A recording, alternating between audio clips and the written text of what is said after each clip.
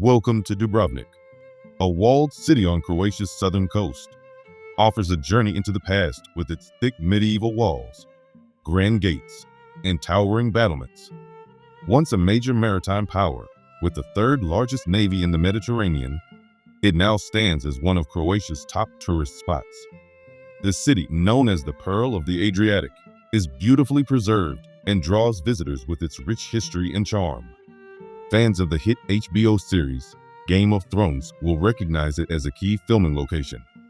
Nearby beaches and islands add to the fun, making Dubrovnik a must-see for history lovers and sun-seekers alike. If you're excited to explore Dubrovnik, make sure to hit that like button and subscribe for more travel guides. Let us know in the comments which place in Dubrovnik you'd love to visit first. Or if you've been here before, share your favorite spot. Let's get started. Number 1. City walls. Walking along Dubrovnik's medieval city walls is a must for any visitor.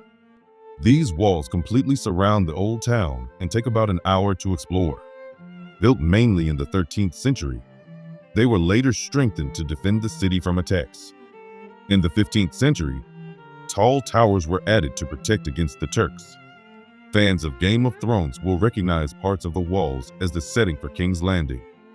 The walls stand up to 25 meters, 80 feet high and 6 meters, 20 feet thick in some spots. They are an impressive sight, but the real highlight is the breathtaking views they offer. From the top, you can see the charming old town, the lively harbor, and the stunning Adriatic Sea. 2. Stradun. In 1667, Dubrovnik was hit by a strong earthquake, causing major damage. However, the city used this opportunity to rebuild with a smart plan. Today, you can still see the result in the rows of baroque houses and shops along the main street. Stradun, the main street running through the old town, is a popular place for both locals and tourists. Visitors can shop for souvenirs, have an ice cream at a cafe, or enjoy an evening walk. The 15th century bell tower in Luza Square is one of the city's most famous landmarks, located at the end of Stradun.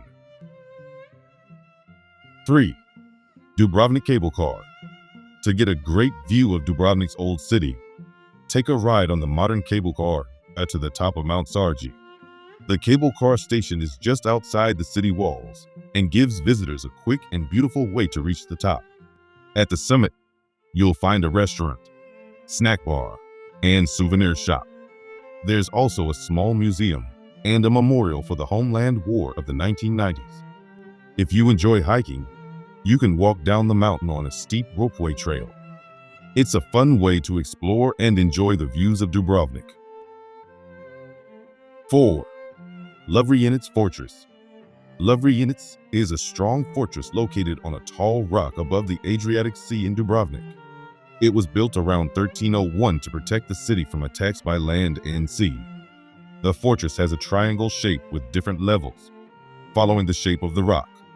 It was so strong that only 25 soldiers were needed to defend it.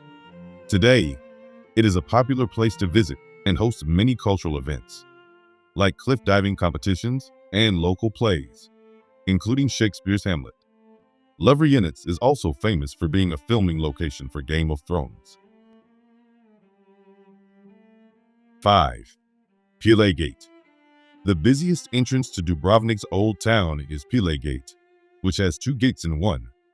The outer gate, built in 1537, has an arch set into a round fort. The inner gate, built in the 15th century, shows a statue of Saint Blaise, the city's patron saint, and leads to the Stradun, the main street. In the past, a drawbridge was used to close the gate at night, but now the gates stay open all day and night. Sometimes, locals dressed in old costumes stand by the gates to take photos with visitors. 6. Banje Beach. Banje Beach is the closest beach to Dubrovnik's old town, making it the most convenient spot for visitors. It offers great views of Dubrovnik's city walls and the island of Lokrum. Since the beach faces south, it gets plenty of sunlight all day. The public area has a mix of gravel, pebbles, and rocks, while the private section, run by Banje Beach Club, has sand. After exploring the old town, it's a perfect place to relax. You can enjoy activities like beach volleyball, mini football, and water polo, or simply relax on a deck chair with a refreshing drink. 7. The Elafiti Islands, a group of 14 islands along Croatia's Dalmatian coast, are a popular destination and a favorite day trip from Dubrovnik. The three largest islands, Kolosep, Lopet, and Sepin, are the main highlights of the area and are often visited on island hopping tours. These islands are known for their beautiful nature, peaceful atmosphere, and charming villages, making them a great choice for those wanting to explore more of Croatia's stunning coastline. Whether you're relaxing or exploring, the Elafiti Islands offer a unique and memorable experience. 8. Lokrum. Just a 10-minute ferry ride from Old Harbor, Lokrum Island is a stunning green oasis filled with pines, olive trees, holm oaks, and black ash. During summer, boats depart every hour, and your boat ticket includes the island's entrance fee. A top spot for swimming is the Dead Sea, a small, beautiful saltwater lake, perfect for a refreshing dip in the Adriatic. The heart of the island is the medieval Benedictine monastery, where you'll find a restaurant and exhibits on Lokrum's history and its role in Game of Thrones. You can even sit on a replica of the Iron Throne. For breathtaking views of the island's greenery, climb to Fort Royal and enjoy the rooftop. 9. Dubrovnik Cathedral. The Cathedral of Assumption stands on the site of a 7th century basilica, expanded in the 12th century. It is said to have been funded by a gift from England's King Richard I, who survived a shipwreck near Lokrum Island. The original structure was destroyed by an earthquake in 1667 and replaced with a baroque design, finished in 1713. Inside, Titian's stunning Assumption of the Virgin hangs behind the main altar.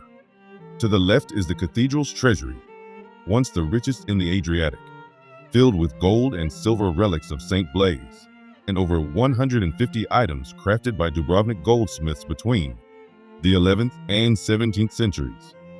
Among nearly 30 churches in the old town, this cathedral truly stands out. 10. Sponza Palace. The Sponza Palace in Dubrovnik is a stunning example of Gothic Renaissance architecture and is one of the few buildings in the city that has kept its original features, despite earthquakes and other challenges. Built in the 16th century, it was initially a customs house, but later served as an armory, bank, treasury, and mint. The palace has a unique design with Gothic-style windows on the first floor and Renaissance windows on the second. Visitors will also notice a statue of St. Blaise in an alcove on the premises.